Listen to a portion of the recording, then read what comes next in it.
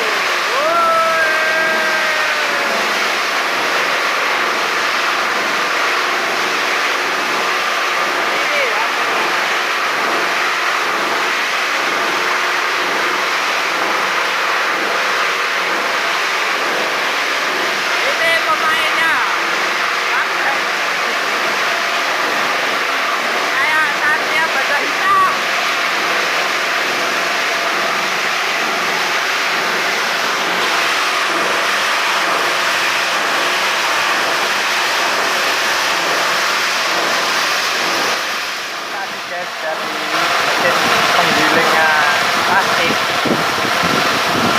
suaranya berisik banget di dalam, jadi nggak kedengeran. Ini saya sudah di luar,